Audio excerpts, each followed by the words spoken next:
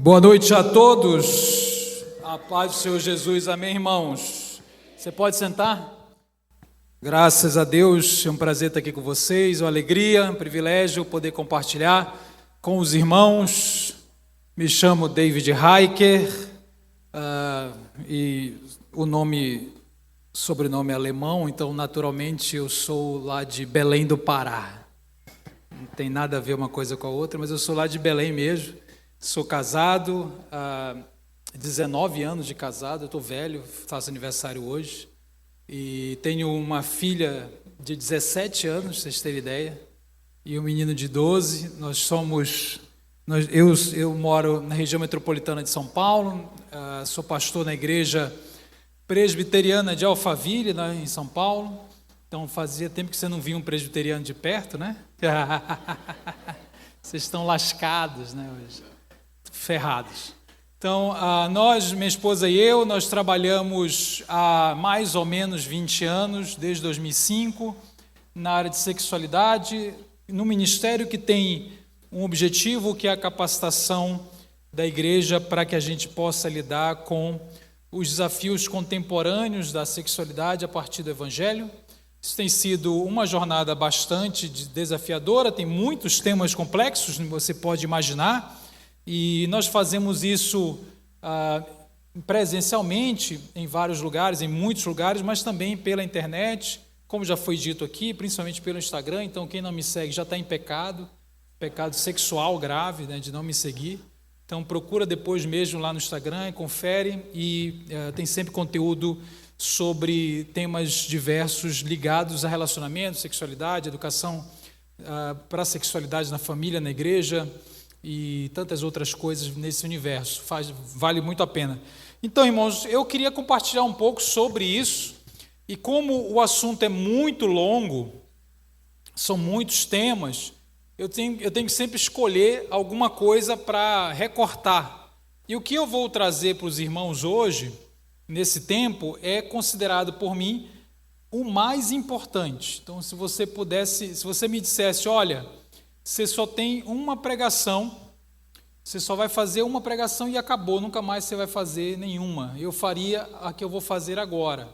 Então, eu considero que é a coisa mais importante que eu possa falar para você. Não é aquilo que vai responder absolutamente todas as suas perguntas. Se nós tivéssemos perguntas aqui, eu tenho certeza que você ia entrar em detalhes, né? Para saber sobre várias questões de gênero, orientação sexual, sexualidade, vícios sexuais, e a gente tem sempre curiosidade, como é que é isso, o que é aquilo, o que a Bíblia fala, o que eu faço.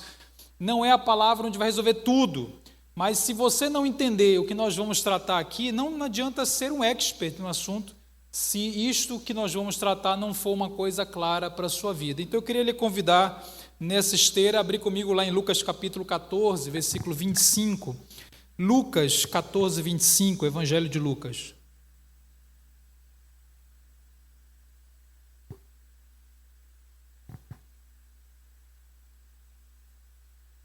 Lucas 14, 25.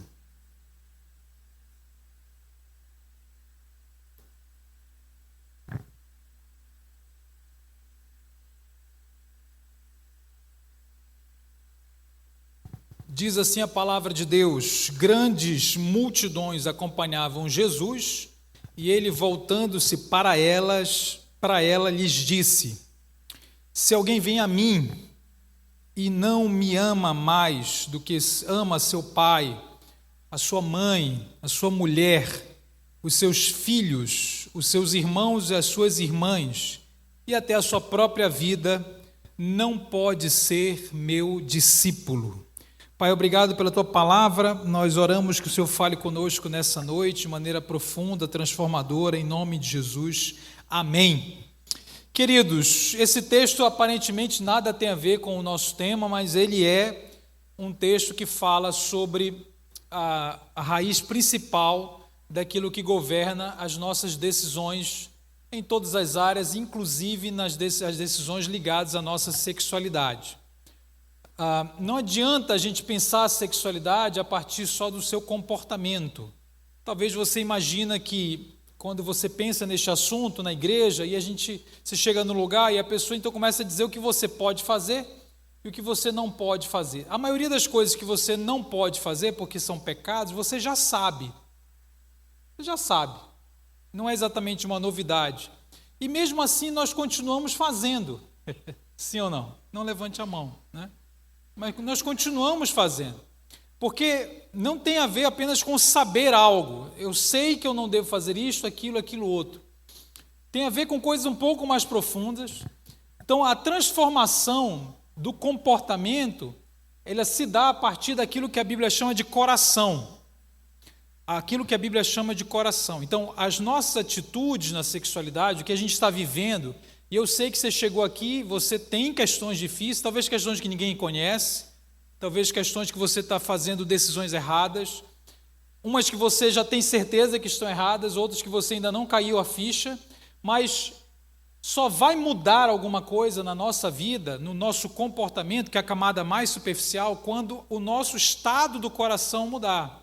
Então, o que a gente faz é consequência do estado do coração.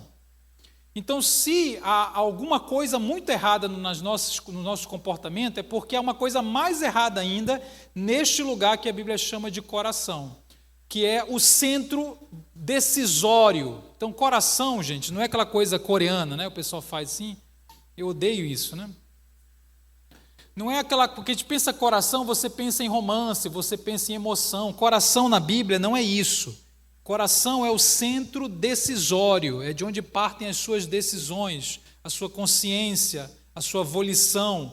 É aquilo que é a sala de comando da sua vida. Eu gosto de chamar o coração de centro dos amores, dos amores. E a gente vai perceber que Jesus ele estava falando sobre isso de uma determinada forma, e ao entender o que Jesus acabou de dizer aqui nesses 2 versículos, se a gente entender profundamente isso, aí sim a nossa vida é transformada, inclusive a nossa sexualidade. Então eu queria explicar o texto. Ele diz o seguinte, versículo 25, olha de novo aí, por favor. Ele diz que Jesus estava cercado por uma grande multidão, não é isso? Seguia Jesus fisicamente, aonde ele ia, o povo ia atrás, que havia sido curado por Jesus, que havia visto milagres, que comeram dos pães multiplicados, que beberam junto com os discípulos. Essas pessoas que estavam ali, ouvindo Jesus, para quem ele se dirige, ele vai falar com essas pessoas, elas gostavam de Jesus, eram abençoadas por Jesus, mas não eram discípulos. Você entendeu? Não eram o quê? Discípulos. Era possível você estar com Jesus, de novo, ser curado por Jesus, ouvir a pregação de Jesus e não ser um discípulo. Então ele olha para esse povo e diz assim, olha, você que está aí na multidão, se você por acaso quiser se tornar isto que ele chama de discípulo, você precisa fazer uma coisa. Uma coisa. Então se você quer realmente me seguir, me imitar, se você quer ter um compromisso no qual você passa a parecer mais cada dia comigo, você precisa fazer uma coisa. E a nossa sexualidade pode ser uma sexualidade de um discípulo ou pode ser uma sexualidade de um não discípulo. Como é que é a sexualidade de um discípulo? São decisões e escolhas que nós fazemos a partir da ideia de que nós estamos aqui para imitar a Cristo, para seguir a Cristo. Então veja, o que é que torna alguém um discípulo de Cristo? O que é que realmente torna alguém um seguidor de Cristo? O que é que torna alguém uma pessoa completamente comprometida com Cristo? Na qual vai se operar uma transformação profunda. Como é que alguém se torna mais semelhante, escolhe com sabedoria e temor do Senhor para parecer cada vez mais com Cristo e não consigo mesmo, e não com nada mais nesse mundo? O que Jesus disse que a pessoa tem de fazer? O versículo 26. Ele olha para a pessoa e fala, se você quer ser um discípulo, você precisa fazer uma coisa. Sabe a sua mãe? A sua mãe. E o seu pai. Se você amar a sua querida mãe, amar o seu pai mais do que você me ama, você não pode ser meu discípulo. Irmãos, tem um versículo, aliás, tem um dos mandamentos dos 10 mandamentos que diz o quê? Que é para honrar quem? Vamos lá, é para honrar quem? É para honrar pai e mãe. Tem um dos 10 mandamentos dizendo isso. Jesus está dizendo, se você amar esta pessoa, que eu mandei você honrar, que Deus mandou você honrar, então ele não está falando de amar o mal. Ele não está falando de amar o dinheiro, embora seja possível também trocar Jesus por dinheiro e pelo mal. Ele não está falando sobre amar nem o pecado. Ele não está falando sobre amar a imoralidade, ele está falando sobre... Se você amar o seu pai e a sua mãe mais do que a mim, você não pode ser meu discípulo. Aí ele piora, porque ele fala assim, você sabe a sua mulher. A minha risada é assim mesmo. Você sabe o seu cônjuge? Eu sei que tem bastante gente solteira aqui, eu imagino. Não levante a sua mão, fique calmo. Né? Mas a Bíblia diz em Efésios capítulo 5, Paulo diz, maridos, amai vossas mulheres, esposas. É um mandamento para amar a esposa. Jesus disse aqui, literalmente, se você amar o seu cônjuge, que eu mandei você amar, que é uma coisa maravilhosa, dada por Deus. Não tem nada de errado em amar o cônjuge. Mas se você amar isto mais do que a mim, você não é meu discípulo. E o que mais que ele fala, irmãos? Versículo 26. Se você amar a sua mulher, depois ele fala os seus filhos. Esses filhos que fui eu que te dei, se você amá-los, você não é meu discípulo. Os seus irmãos e irmãs, essa parte é fácil que ninguém gosta de irmão. José que o diga, né? Então, se você amar os seus irmãos e as suas irmãs mais do que a mim, você não pode ser meu discípulo. Aí ele chega no ápice, eu queria que você olhasse com muito carinho para esse texto, porque ele chega no ápice, ele diz assim, se você amar a sua própria vida mais do que a mim, você não é meu discípulo. Você não é meu discípulo. Por que eu não sou discípulo de Cristo se eu amar qualquer coisa mais do que a Ele? Por quê? Olha aqui para mim. Porque nós, por natureza, nós sempre obedecemos aquilo que nós amamos mais. Eu vou repetir. Nós, por natureza, porque fomos feitos assim por Deus, nós sempre obedecemos aquilo que amamos mais no nosso coração. Significa dizer que se uma pessoa não crer que Deus existe, é um ateu, ele vai funcionar do mesmo jeito, ele vai amar alguma coisa. É assim que o ser humano funciona. Ele vai amar alguma coisa, e esta coisa será tão importante para ele, aqui, neste lugar chamado coração, que a sua vida no comportamento vai refletir este fato. Ele não precisa te dizer quem ele ama, você vai olhar para a vida dele e vai estar claro quem ele ama. Você entendeu? Você olha para a cidade e a cidade diz o que ela ama. É só olhar o que está acontecendo. Porque o que as pessoas estão fazendo, as decisões que elas estão tomando, reflete o estado, o governo deste lugar chamado coração. Então, o que eu estou dizendo, pensando na nossa sexualidade? Não adianta ficar falando para você parar de pecar. Por quê? Porque não é falta de saber que é para parar de pecar. Veja, voltando ao que eu falei ainda há pouco, quando eu era adolescente, o meu testemunho, irmão, pessoal, é muito chato. É um negócio muito chato. O pessoal que me segue acha que eu tive grandes problemas sexuais e muitos testemunhos, e ressuscitei 3 vezes. Tal. E eu casei virgem com a primeira namorada, eu sou neto de pastor, filho de pastor, sou hétero, é uma decepção, eu sou heterossexual, nunca fui homossexual, não fui travesti, não fui, pode ir embora. Tem gente que pede o dinheiro de volta, fala assim, eu pensei que... Então, meu testemunho muito chato, eu era sempre branco, gordo na Amazônia, um fascista praticamente. E eu vivia a vida lá, tal. Eu tinha um problema, eu era do louvor. Todo mundo do louvor tem um problema. Isso é um clássico. Eu estou brincando, pessoal do louvor aí. Mas vocês têm problema, né? Eu nunca fui baterista, não cheguei a coisas tão graves assim, né? Não cheirei orégano, essas coisas, né? Mas eu era do louvor tal, e ficava lá tocando, cantando tal. E aí o meu problema é que eu não conseguia parar de ver pornografia. Esse era o meu problema. Eu era adolescente, né, ali naquela fase, tentava parar de ver pornografia e não conseguia. Aí se você chegasse comigo e dissesse assim, você sabe que ver pornografia é pecado? O que você acha que eu ia te responder?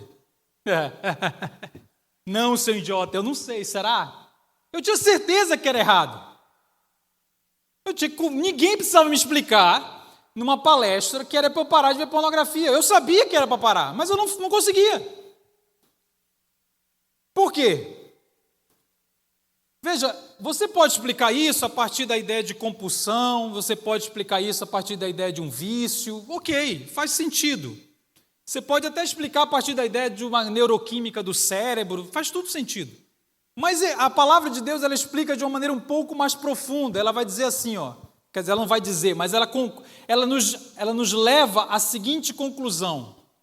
O que nós fazemos, que o fato aqui é ver pornografia, o que nós fazemos não tem a ver com aquilo que nós sabemos. O que nós fazemos tem a ver com aquilo que nós amamos. Eu amava a sensação que a pornografia produzia em mim, mais do que a Cristo. E eu não conseguia ficar sem aquilo. Porque aquilo era mais importante. Aquilo era fonte de felicidade para mim. Cristo era fonte de felicidade? Não. Quem era fonte de felicidade? Um vídeo. Vocês estão me acompanhando aqui? Como é o nome pela criatura? Alguém sabe me dizer? É a idolatria. Idolatria é o quê? É quando você, ao invés de ter o Criador como fonte da sua felicidade, do consolo, do conforto, da alegria, do prazer, não tem nada de errado em buscar consolo, conforto, alegria e prazer. Nada de errado.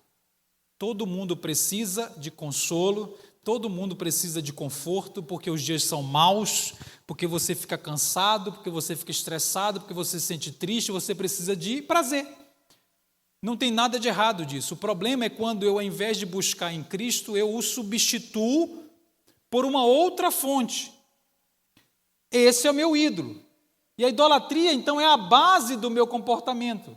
Eu amo tanto as minhas estratégias próprias de obtenção de prazer, que eu prefiro elas do que prefiro ir a Cristo. Então, quando eu preciso de alegria, eu vou a Cristo? Não, eu vou à minha fonte particular que eu criei, chamada pornografia, no meu caso. Só que, deixa eu te falar uma coisa meio grave. Na época, eu nunca cheguei para Deus e falei, Deus, me perdoa porque eu amo mais a mim mesmo e as minhas estratégias de obtenção de prazer do que amo o Senhor. Eu nunca disse isso para Deus. Porque eu achava que era só para dizer assim, me perdoa porque eu vi um vídeo que eu não deveria ver. Eu ficava confessando só o meu comportamento. E eu me achava muito profundo. Eu me achava muito completo. Não, veja como eu sou uma pessoa que confessa as coisas. Eu confessei o fato de, no fundo, eu não deveria ter visto. Eu não confessei o fato de, no fundo, ter coisas que eu amava mais do que a Cristo, porque é difícil a gente confessar isso. Que eu não era discípulo de Cristo, eu não seguia a Cristo, eu seguia a mim mesmo. Então, deixa eu falar para você de maneira muito clara, se você chegou aqui e tem algum nele, uma relação, um flerte, o que você está vendo, fazendo, pegando, tocando, eu estou namorando, a gente não consegue parar de fazer sexo, eu ouço todo dia. Aí a pessoa me pergunta, o que a gente faz para parar de fazer sexo? Porque a gente é crente. Só tem um jeito. Aí a pessoa fala, não, tem que casar. Pô, tá certo, tem que casar, mas deixa eu te falar, você não vai casar amanhã. E amanhã vai dar vontade de novo. Só vai ter um jeito, você vai ter de decidir amar a Cristo mais do que você ama você mesmo. Porque o seu problema é que você ama alguma coisa mais do que a Cristo. O meu problema é o mesmo. Então, se tem alguma coisa na sua vida, qualquer coisa, que está irregular e você sabe, eu estou lhe avisando, eu estou lhe dizendo, tem alguma coisa no seu coração que se tornou mais importante do que Cristo. E a desobediência a Deus é obediência a este que rivaliza com Deus no seu coração, que o substituiu, que se tornou maior. Você entendeu? Você está sempre obedecendo. Você está sempre obedecendo. Porque a desobediência a Deus é a obediência àquilo que ocupou o lugar. Então nós estamos sempre obedecendo, resta saber a quem nós estamos obedecendo. De quem nós somos discípulos. A quem nós estamos seguindo, a quem nós estamos servindo de fato. Uma vez eu conversei com uma moça, ela era de uma igreja até pentecostal, e ela era solteira, era a principal líder do grupo de jovens, e ela liderava todo mundo, era uma bênção para todo mundo, e cantava, e tocava, e pregava. E um dia ela me procurou pedindo ajuda, porque no fundo ela estava passando por uma vida dupla, muito séria. E ela havia tido um caso com uma mulher casada. E aí quando eu falo sempre essa história, eu digo que ela havia tido um caso com uma mulher casada, as pessoas fazem assim,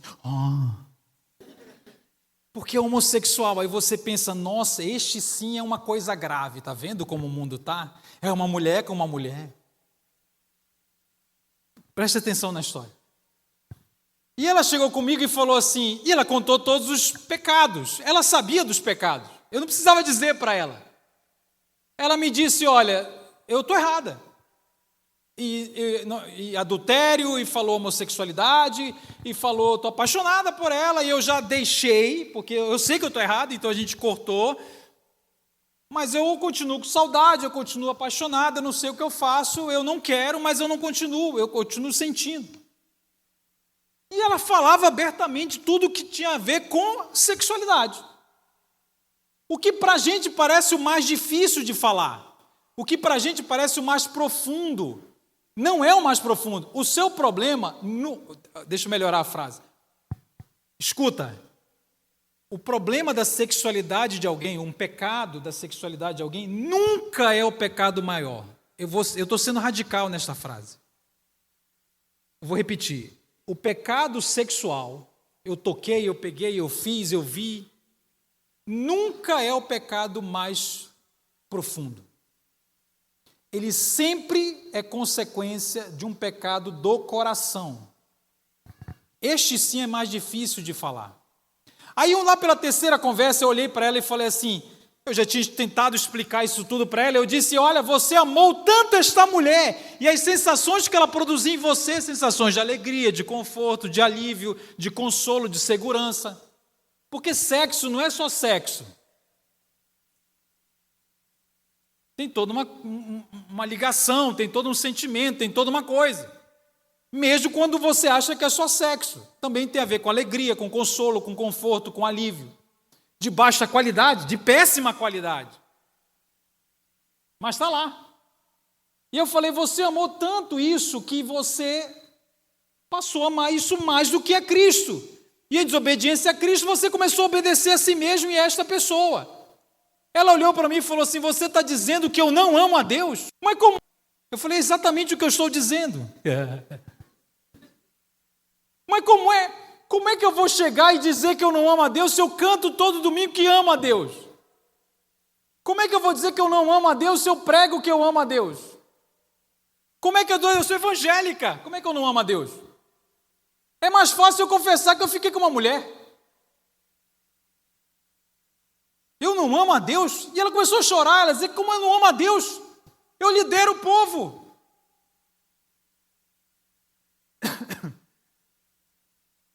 Eu vim aqui falar de sexualidade. Não adianta falar de sexualidade. Irmãos, tem famílias que me procuram e dizem assim, pastor, nós somos crentes, nós criamos nossos filhos na igreja, A nossa filha foi... Eu sou líder da igreja, nós somos uma família normal, funcional, eu estou lá em casa, presente. Não é uma família abusiva, é uma família normal, pai e mãe, todo mundo crente, presente na vida dos filhos. A menina cresceu, fez 17 anos e disse agora que está namorando uma outra moça. E nós estamos arrasados, a gente não sabe o que fazer. E esses pais me procuram, eu olho para eles e digo... A maior questão da sua filha não é a homossexualidade. Ele fala, mas como? É isso que a gente não sabe lidar. Eu não disse que não é uma questão. Eu disse que tem uma maior. Mas qual é a maior? Então pensa um pouco, vamos pensar um pouco na história desta moça. Vocês conseguem comigo? Vamos pensar um pouco na história. Então imagina que você nasceu numa família de crente, tudo normal, família de gente que te ama, que está lá, que está presente, você nunca foi abusado, você nunca foi abandonado, você viveu uma vida normal, cresceu na igreja, sabe, nos kids, e na church, e atentando todo mundo, né, como toda criança do Ministério de Louvor. E aí você vai crescendo, 5, 6, 7, 8, 10 anos, aí chega lá na pré-adolescência, 11, 12, 13, aí começa a vir a puberdade, e de repente aí vai inaugurar as atrações sexuais, não é isso? E aí de repente você começa a perceber que tem atração por meninas. Você é uma menina de, 12, 13 anos e começa a perceber que tem atração por meninas. O que você acha que essa pessoa sente? A primeira coisa que ela sente é alegria. Que legal! O que você acha que ela sente? Ou você acha que ela sente uma certa angústia, um sofrimento? O que você acha? Ela sente como é que eu resolvo isto? E aquilo vai gerando porque a pessoa ouve, né? Pecado, inferno, diabo, Sodoma. Né? Você vai para o inferno, pá, e ela fica, meu Deus, eu não quero ir para o inferno de Sodoma. No verão. E aí você fica meio angustiada, porque não tem um botão para apertar e parar de sentir. E aí você tenta fingir que não está sentindo, alguém percebe, essa menina é estranha. E você faz de tudo para esconder, porque você acha que essa moça, ela sai e procura para me discipular. Ou você acha que a pessoa se isola? A tendência é se isolar. A tendência é tentar resolver sozinho. Aquilo é muito sofrimento. Aí passa 12, 13, 14, 15, 16, sei lá. Acontece um mundo de coisas. Aí chega lá nos 17, um dia. Isso aqui é uma metáfora, tá? Não quer dizer que isso aconteça literalmente. Um dia ela acorda, olha no espelho e fala assim, quer saber de uma coisa? Eu estou infeliz. Eu não aguento mais. Eu entendi o que a Bíblia fala. Eu sei o que o meu pastor acha, eu gosto muito do meu pai, eu amo o meu pai, mas eu não aguento mais. Só tem um jeito de eu ser uma pessoa feliz. Qual é o jeito? Eu assumi nesse negócio. Eu estou apaixonada pela fulana, eu vou ficar com ela, eu não quero matar ninguém. Eu vou seguir o que o meu coração manda. O meu coração aponta para cá e eu vou dar a ele o que ele quer. Eu vou seguir os meus desejos. Porque assim eu serei uma pessoa autêntica, uma pessoa feliz. Esta é a tese. Eu vou seguir o meu coração, eu vou me relacionar de acordo com as minhas vontades e eu serei uma pessoa feliz. Vocês entenderam a tese? Eu preciso que você entenda a tese. Vou repetir. Eu vou seguir o meu coração, eu vou fazer o que ele pede e assim eu serei feliz. Esta é a tese. Esta não é uma tese nova. É uma tese muito antiga. Mas, na verdade, se você parar para pensar, eu não sei, aqui, todos nós que estamos aqui reunidos, todos nós, eu não sei qual é a atração que você tem, não importa. Não sei se você é solteiro ou casado, não importa. Se você tem 60, 80 ou 15 anos, não importa. Se nós aplicarmos esta tese à nossa vida, não importa qual sexualidade nós experimentemos, se nós aplicarmos essa tese agora, neste exato momento, às 21h47 de uma sexta-noite, no verão, e disser, eu vou seguir o meu coração e fazer o que dá vontade, o que acontecerá com cada um de nós? Fala para mim. Gente, é uma pergunta séria, o que vai acontecer com cada um de nós? A começar por mim. Eu vou ser feliz, eu vou seguir o que eu quero. Todos nós vamos pecar. Você não precisa da atração pelo mesmo sexo. Basta o seu coraçãozinho aí. Você não precisa de nada, só o seu coração do jeito que ele é, com a cobiça que ele tem. Se nós vamos pecar de um jeito diferente, então eu vou pecar de um jeito, você vai pecar de outro, não vai? Não é isso? Porque nós somos diferentes. Isso é a camada do comportamento. No comportamento nós somos diferentes, mas todos esses comportamentos vão sair do mesmo lugar. Como é o nome desse lugar? É um coração independente de Cristo. Independente é o contrário do discipulado. É um coração que disse, eu vou seguir a mim mesmo. Eu serei feliz e pleno seguindo a mim. Isto é amar a si. Amar a si não é ficar, oh meu Deus, como eu sou bonito.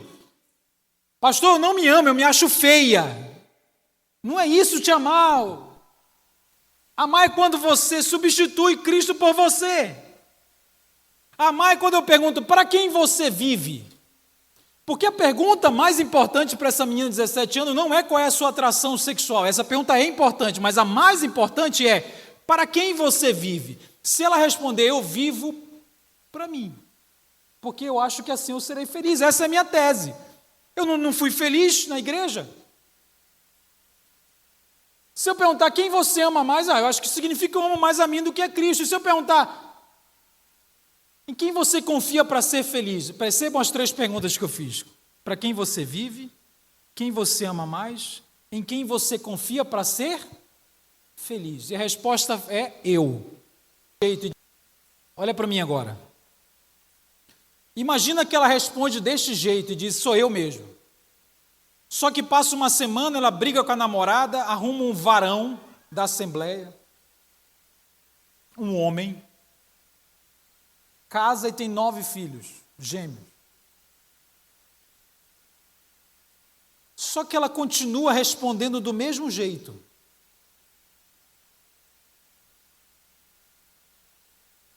Para quem você vive? Eu vivo para mim. Aqui não deu certo com a mulher, eu encontrei esse cara. Quem você ama mais? Deixa eu fazer uma pergunta. Ela mudou? Pô, mas ela estava com uma mulher, agora ela está com um homem casada. A família não está mais me procurando. Por que a família não está mais preocupada com ela? Porque agora tem 9 netos, irmãos. Mas pastor, está resolvido. Ela é hétero. O que isso tem a ver? Irmão, deixa eu te falar, você pode mudar a sua sexualidade. Se o seu coração continua do mesmo jeito, se você vive de você para você mesmo, você para o evangelho está no mesmo lugar, você está perdido do mesmo jeito. Eu não sei se eu estou me fazendo entender. O nosso maior problema é para quem a gente vive. Não adianta mudar uma coisa na nossa sexualidade se o nosso coração é dominado por outros amores. Nós vamos obedecer aquilo que amamos mais. E se não é Cristo, nós não somos discípulos de Cristo, nós somos discípulos de outra coisa. E aí, para terminar, irmãos, que eu tenho que terminar. Legal, pastor, então o que eu faço? Já que eu amo alguma coisa mais do que a Cristo, o que eu faço? Eu vou te dar 3 pontos, tá? Para terminar, porque eu sou presbiteriano. 3 pontos.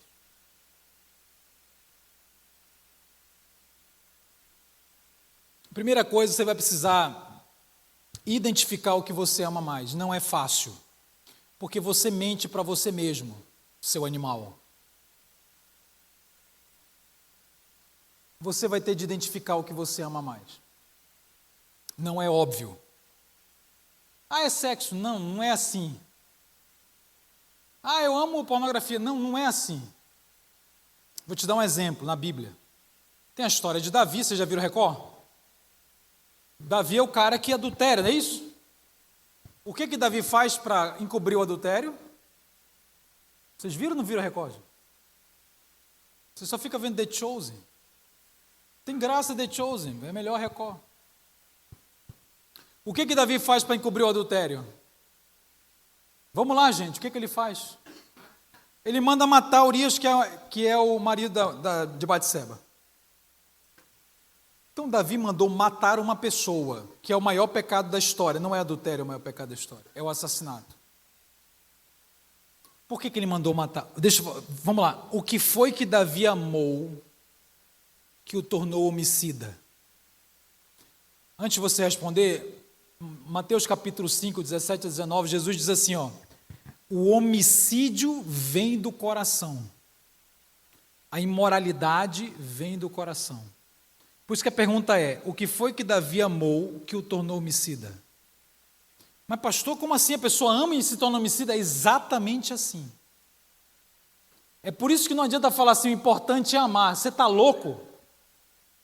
Não, porque Deus mandou a gente amar. Você está retardado. Como assim que Deus mandou a gente amar? Ora, se você amar, você pode se tornar homicida, porque você amou. Davi amou tanto a sua reputação, ele está tentando esconder o adultério, correto? O que ele está amando? O que ele está protegendo? A sua reputação. A imagem que ele projetava para os outros, ele não quer que ninguém descubra. Ele amou tanto a sua reputação que ele mandou matar uma pessoa, você está entendendo? Deixa eu fazer, olha a pergunta: o que faria você matar uma pessoa? Você sabe qual é a sua resposta? Eu jamais mataria uma pessoa.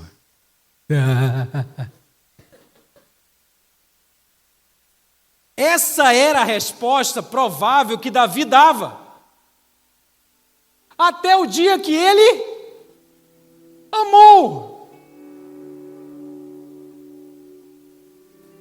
Irmão, a gente vai ter de identificar o que a gente ama, e não é fácil, vai ter que orar. Falar assim: Deus, o que é mais importante do que a palavra de Cristo? O que foi que eu me apeguei? O que eu não consigo viver sem? O segundo passo, além de identificar, nós precisamos descredibilizar aquilo que amamos mais. Eu vou explicar. Descredibilizar é parar de confiar. Você só vive isto que você está vendo porque você confia que isso que é o seu ídolo vai te trazer felicidade. É uma confiança, é uma fé no ídolo. Eu não posso deixar isso aqui, porque se eu perder isso aqui, como é que vai ser a minha vida? O jovem rico chegou com Jesus e disse: eu quero entrar para o The Chosen. Eu quero ser discípulo. Ele olhou para o jovem rico e falou: pegue tudo que você tem e dê para os pobres e me siga. O jovem rico fez as contas e falou: poxa, mas aí, quer dizer, eu dou tudo para um pobre miserável, eu fico pobre, aí eu te sigo, e aí, o que você garante? Não, você só me segue. Ele olhou para Jesus e confiou mais no projeto dele. Você entendeu o que eu falei? Ele olhou nos olhos da segunda pessoa da Trindade. Ele literalmente olhou nos olhos de Cristo. Não é que isso é uma figura de linguagem. Não foi suficiente. Jesus poderia estar encarnado aqui agora, o próprio Deus. Se você confiar no assim, você olha nos olhos literalmente de Cristo, do único Filho de Deus, e vai embora porque confia mais no seu projeto. Isso é fé. Isso é confiança. Os salmistas e os profetas do Velho Testamento diziam para Israel toda hora, eles ridicularizavam os ídolos de Israel, porque Israel confiava neles. Você já viu um salmo que diz: tem olho, mas não vê? Tem pé, mas não anda? Tem boca, mas não fala? A gente pensa numa estátua, né? Isso é uma ridicularização. Mas você sabe quem é que tem olho, mas não vê, tem pé, mas não anda, tem boca, mas não fala? Somos nós, irmão. Somos os nossos ídolos mais cafonas.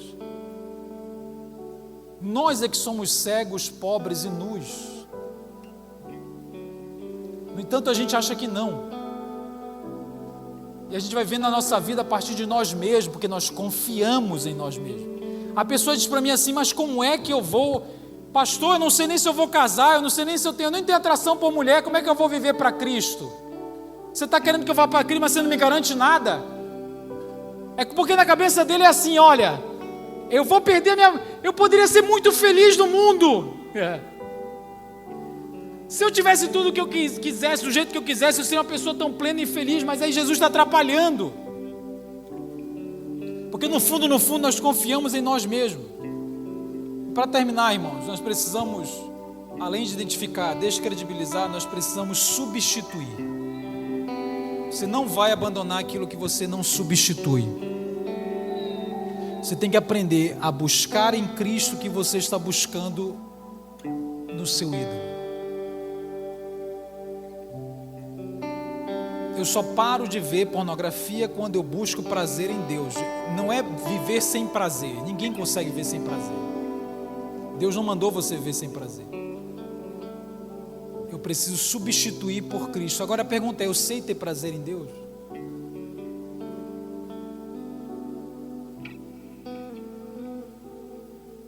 Hebreus capítulo 11 fala de Moisés e diz que Moisés abandonou, ele era filho da filha de Faraó, ele abandonou os pecados do Egito para ficar com o povo. E o texto diz porque ele viu a Cristo. Então um dia Moisés, que é um jovem rico, viu a Cristo. Ele amou mais a Cristo que a si e a tudo. E ele então abandonou os prazeres transitórios do pecado. Só tem um jeito da gente abandonar o pecado: é amar mais a Cristo que a nós mesmos. Amém? Eu queria lhe convidar a ficar de pé, vamos orar.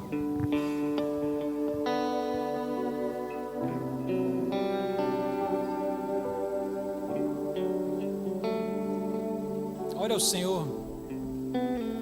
Eu queria que, se você perguntasse ao Senhor o que você tem amado mais nessa vida, pode fechar os olhos, pode falar com Deus.